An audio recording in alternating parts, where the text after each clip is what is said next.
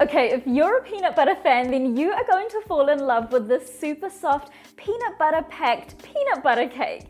The cake layers are so incredibly moist and they're topped with a not too sweet, super creamy and smooth peanut butter frosting. So to start off, you want to preheat your oven to 180°C or 350°F. Remember to lower the temperature if you're using a convection oven. And then you want to grease or line 2 8-inch cake tins. As always, I'm using my homemade cake release to grease my tins. It works so well and saves so much time. Okay, now once these are ready, you just want to set them aside for now. And next we're going to sift together our dry ingredients. So I've got 210 grams or 1 2/3 cups of plain all-purpose flour, 24 grams or 3 tablespoons of cornstarch, half a teaspoon of baking soda, 2 teaspoons of baking powder, and half a teaspoon of salt. Once that's all sifted, then you just want to use a whisk or fork to mix that all together until it's well combined, and then set it aside for now.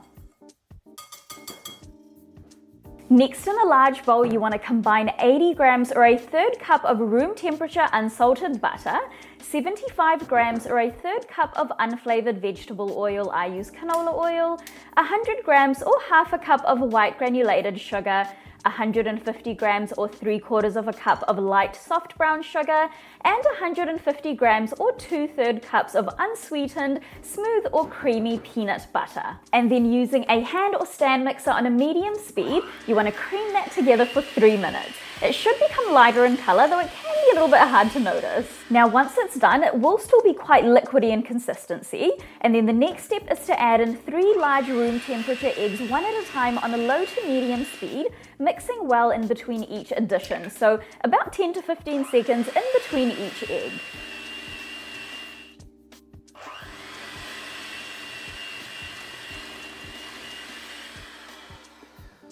Next, you want to add in 1.5 teaspoons of vanilla extract or essence and 225 grams or 1 cup of room temperature buttermilk. And on a medium speed, mix that in until well combined. You should end up with a smooth, almost creamy looking batter. Now you just want to get all of the batter off of the attachments because we're going to be doing the rest of the mixing by hand. So to finish off, add in your pre-sifted dry ingredients from earlier and fold that in with a spatula until just combined. You don't want to overmix, so only mix until you can't see any more streaks of flour and the batter is uniform. If you do have some small lumps running through your batter, that's totally fine. Just make sure that you don't have, kind of big chunks of unmixed flour. Okay, so that is our batter all done. It smells so good. It's really got that kind of peanut butter flavor coming through. And now you just want to evenly distribute this into our pre-prepared cake tins. Once all the batter is in, use your spatula to level out the tops of the cake batter, and then you just want to drop your cake tins lightly on the counter to remove any large air bubbles. And now these are going to go into the oven for 30 to 35 minutes or until a toothpick inserted into the center comes out clean or with a few moist crumbs on it. So my peanut butter cake layers are all done now. They smell so good. They've been cooling in the cake tins for about 20 minutes, and now I'm just running a thin knife around the edges to release the cakes from the cake tins and turning them out onto a wire rack to completely cool. I honestly cannot tell you guys how soft and moist these cake layers are. They're just so good. Now we just need these cake layers to completely cool, and while they're cooling, we're gonna go ahead and make a super easy, silky smooth peanut butter frosting. So to a large bowl, add in 340 grams or 1.5 cups of room temperature unsalted butter, 375 grams or 3 cups of powdered sugar, 2 teaspoons of vanilla essence or extract,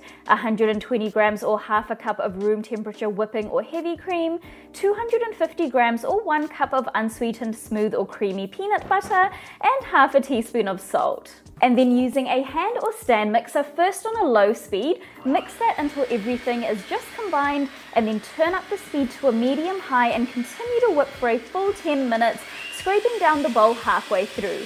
If you have a stand mixer, I would recommend using it for ease. I just could not be bothered taking mine out today. And just make sure that you use the paddle attachment if you are using your stand mixer. So once you're almost done, if your frosting isn't light and fluffy, it just means that one or more of your ingredients was too cold. So just heat the buttercream up very gently in the microwave for like 5 to 10 second bursts until it's nice and smooth in consistency, and then re-whip it. Okay, and that is my silky smooth peanut butter frosting all done. So my cake layers are cool now, and before we start stacking our cake, I'm first going to trim off the tops of my cake layers so that they're nice and flat, and then I'm also going to trim off the caramelized edges, but this is optional though, so you can totally skip this step if you prefer. Now once that's done, I'm just placing my first cake layer onto my cake stand, and then I'm just spreading out a generous amount of the peanut butter frosting all over the top with my offset spatula. Once that's done, my next cake layer goes on top, and again I'm just spreading out a generous amount of frosting on the top and sides of the cake so that it's completely covered. Next I'm using my cake scraper to smooth out the sides, and then I'm also using my offset spatula to bring that top lip of frosting into the middle of the cake so that I have some nice smooth edges. Now to finish off, I'm just popping some of the frosting into a piping bag with a 1M star piping tip on it and piping some cupcake swirls on the top of my cake.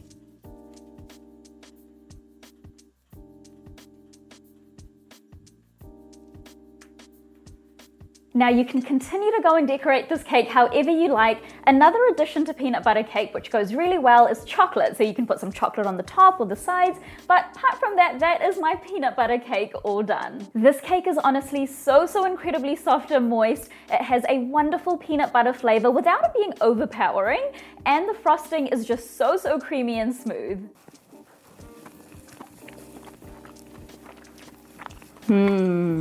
That is one creamy cake. The cake layers are just so incredibly soft. My fork just like glides through it. And that frosting is on another level of creamy. You just take a bite of this cake and it literally melts in your mouth. And it's got great peanut butter flavor too without being like overpowering. So that is it for today, guys. For more cake recipes, check out this playlist here. And if you give this peanut butter cake a go, then please do leave a review on my blog. It really helps my content out and I absolutely love hearing from you guys. I'll see you in the next video.